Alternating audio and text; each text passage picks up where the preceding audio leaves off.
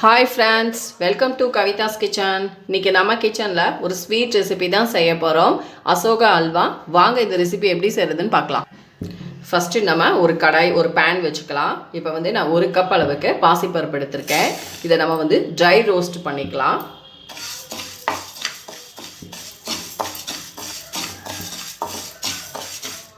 பருப்பு நமக்கு லைட்டாக அந்த ஒரு ஸ்மெல் வரும் பாருங்கள். அந்த மாதிரி நம்ம வறுத்து எடுத்துட்டு இதை நல்லா ஒரு 2-3 டைம் வாஷ் பண்ணிவிட்டு நம்ம குக்கரில் தண்ணி ஊற்றிட்டு ஒரு 3 விசில் வேக வச்சு எடுத்துக்கலாம்.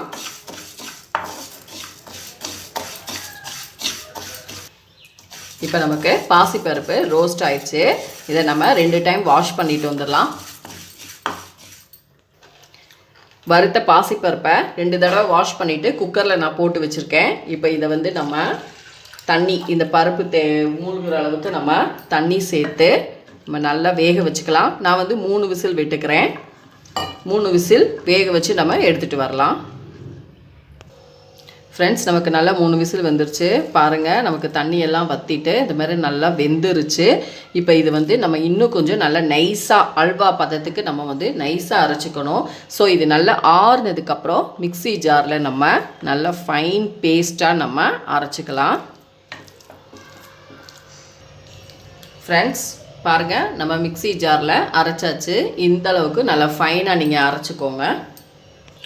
இப்போ அடுப்பில் ஒரு பேன் வச்சுட்டு நான் மெல்டட் ஆயில் ஒரு 1/4 கப் நெய், ஒரு 1/4 கப் அளவுக்கு நெய் மெல்டட் பண்ணது எடுத்திருக்கேன்.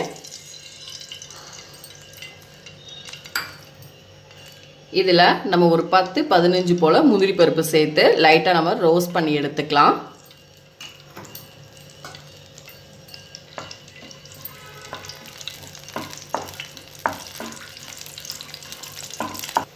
இப்போ முந்திரி பருப்பு நமக்கு ரோஸ்ட் ஆயிடுச்சு. இப்போ அதை நம்ம ஒரு பவுலுக்கு எடுத்துக்கலாம்.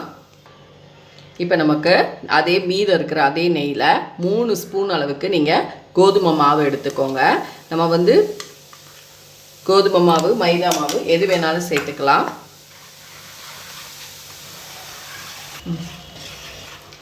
நல்லா நமக்கு இந்த கோதுமை மாவு நெய்யில் நல்லா வறுபடணும். அப்போ தான் இந்த கோதுமை மாவோட நமக்கு பச்சை ஸ்மெல் போகும். நீங்கள் கோதுமை மாவுக்கு பதிலாக நீங்கள் மைதா மாவு கூட சேர்த்துக்கிடலாம்.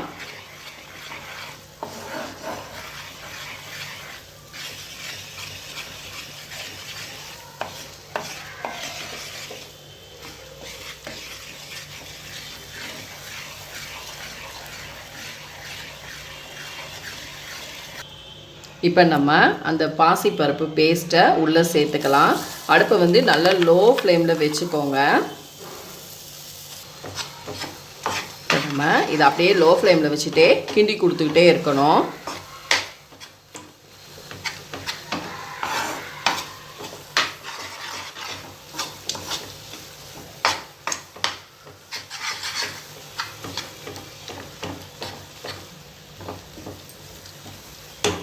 இப்போ நமக்கு நல்லா கெட்டி ஆயிடுச்சு பாருங்கள்.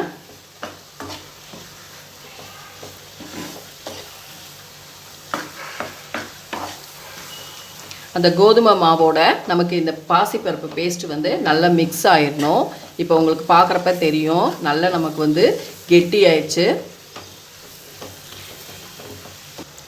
நான் இன்றைக்கி அல்வா நல்லா கலர்ஃபுல்லாக இருக்கணும் அப்படிங்கிறதுக்காக ரெட் கலர் ஃபுட் கலர் எடுத்திருக்கேன். அதை தண்ணியில் நல்லா கரைச்சிக்கோங்க. கரைச்சிட்டு நம்ம இப்போ சேர்த்துக்கலாம். எல்லாத்தையும் நல்லா ஒன்றா மிக்ஸ் பண்ணிக்கோங்க. நல்லா கலர்ஃபுல்லாக இருக்கும்.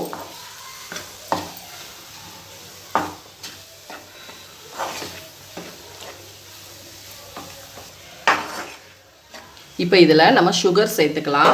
சுகர் நான் 1 கப் பாசிப்பருப்புக்கு 1 கப் சுகர் எடுத்திருக்கேன். உங்களுக்கு இன்னும் சுகர் நிறைய சாப்பிடுவீங்க அப்படின்னா நீங்கள் இன்னும் ஒரு 1/4 கப் கூட எடுத்துக்கலாம். ஆனால் இது கரெக்டாக இருக்கும்.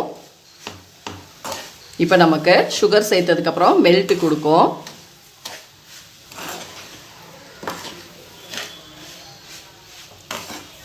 இப்போ உங்களுக்கு நல்லா சுகர் சேர்த்ததுக்கப்புறம் மெல்ட் ஆகிட்டு நல்லா கெட்டியாச்சு. இந்த ஸ்டேஜில் நம்ம ஒரு 1/4 டீஸ்பூன் அளவுக்கு ஏலக்காய் தூள் சேர்த்துக்கலாம். ஏலக்காய் தூள் இல்லைன்னா நீங்கள் ஒரு 3 ஏலக்காயை தட்டிட்டு சேர்த்துக்கோங்க. இப்போ உங்களுக்கு பார்க்குறப்பே தெரியும் நமக்கு வந்து பேனில் ஒட்டாமல் நல்லா பர்ஃபெக்டாக அல்வா டெக்ஸ்சருக்கு நமக்கு வந்துருச்சு. இப்போ இதில் நான் இன்னும் 1 ஸ்பூன் அளவுக்கு நெய் சேர்த்துக்கிறேன்.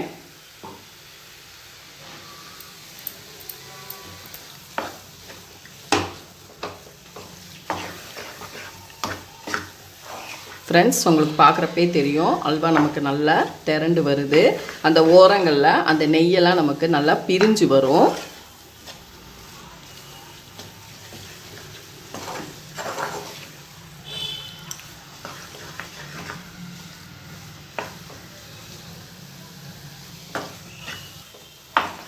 இப்போ உங்களுக்கு பார்க்குறப்பவே தெரியும் நல்லா அல்வா வந்து ஒட்டாமல் நல்லா திரண்டு வந்துருச்சு பாருங்கள்.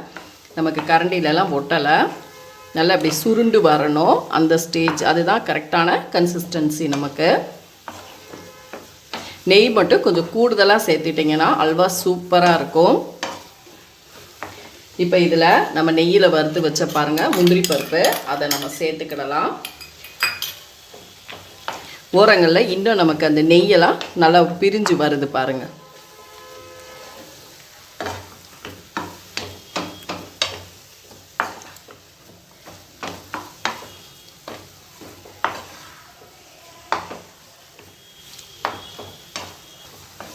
அவ்வளோதான், நமக்கு பர்ஃபெக்டான அல்வா அசோகா அல்வா ரெடி ஆச்சு.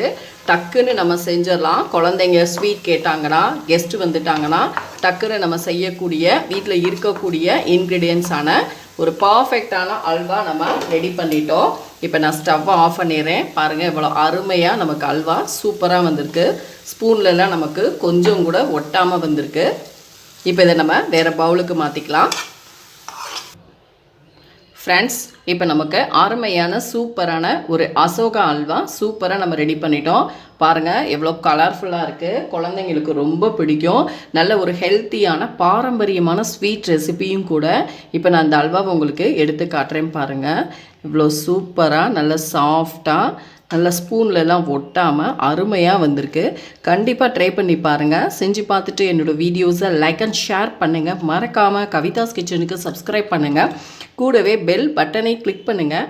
அப்போ தான் நம்ம போடுற வீடியோஸ் எல்லாமே உங்கள் நோட்டிஃபிகேஷனுக்கு உடனுக்குடன் வரும். இப்போ இந்த அல்வா வந்து நீங்கள் டக்குன்னு குழந்தைங்களுக்கு செஞ்சு கொடுக்கலாம். ஈவினிங் ஸ்நாக்ஸாக கூட ஸ்வீட் ரெசிபியாக ட்ரை பண்ணி பாருங்கள். அருமையாக இருக்கும். அடுத்த வீடியோவில் உங்களை சந்திக்கிறேன். தேங்க்யூ.